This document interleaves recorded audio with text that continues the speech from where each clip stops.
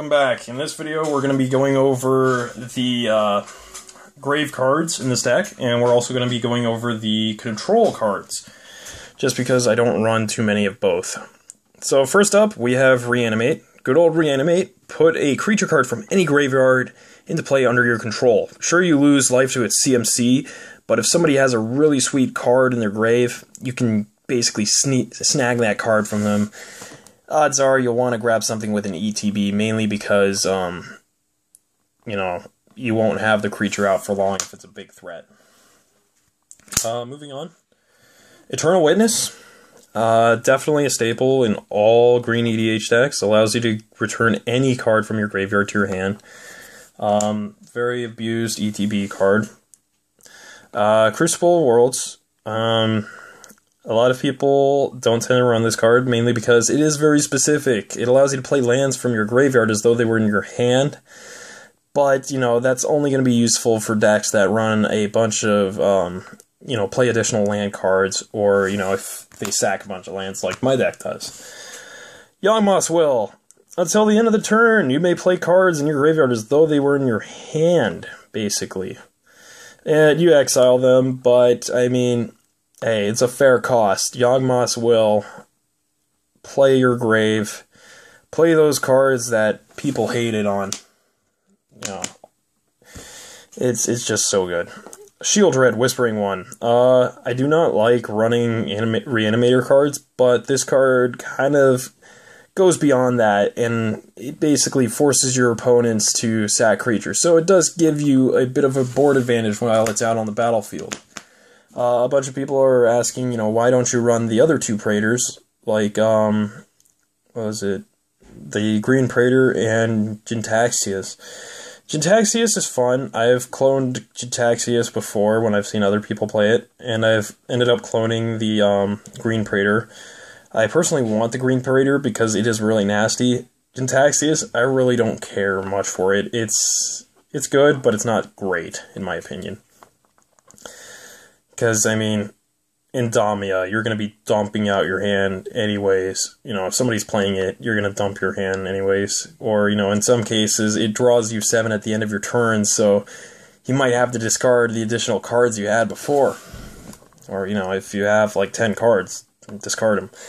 And I don't run Reliquary Tower, so I don't find it very useful.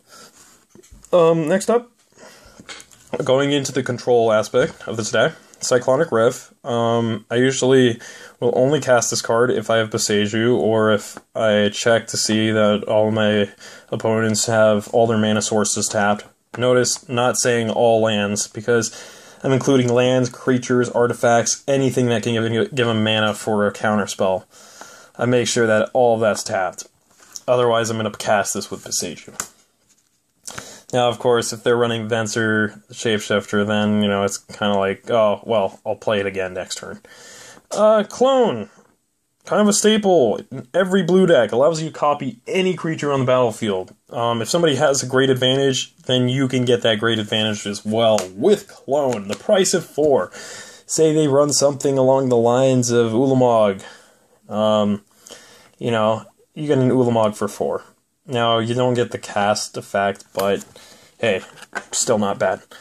Glenalandra Archmage, one of those persist cards, which is really great, allows you to counterspell twice. I used to run Machias in this deck, and I could just counter whenever I wanted to at will. It was just abusive. I don't run Machias anymore, because I'm trying to stray away from all those infinite combos. Mystic Snake. You can counter a spell for 4, and it gives you a 2/2 snake. Not bad. When you soulbind its Deadeye Navigator, you get a bunch of control on the field.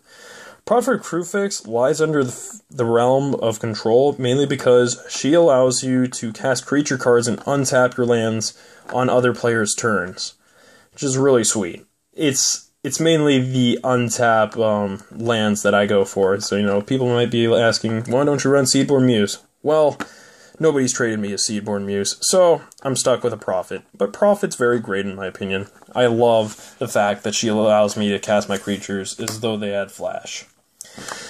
Deadeye Navigator, every blue deck should be running this card because it allows you to blink your creatures. That's the word I was looking for. It allows you to blink your creatures. in and out, and, you know, it's abusive with the ETB. Now, of course, somebody's running Torpor Orb, you know, they're just kind of being a dick. And, you know, somebody's bound to take care of the Torpor Orb. If not, there were some answers to take the Torpor Orb out, but, you know, ETB cards are not the only win condition in this deck. Now, here's Progenitor Mimic. Progenitor Mimic does not fall under the category of ETB, because it enters the battlefield as a copy of any creature. It doesn't enter the battlefield, then trigger. You know, it comes in as a creature. It's very great if somebody has a big fat creature and you just want to make a bunch of copies of that.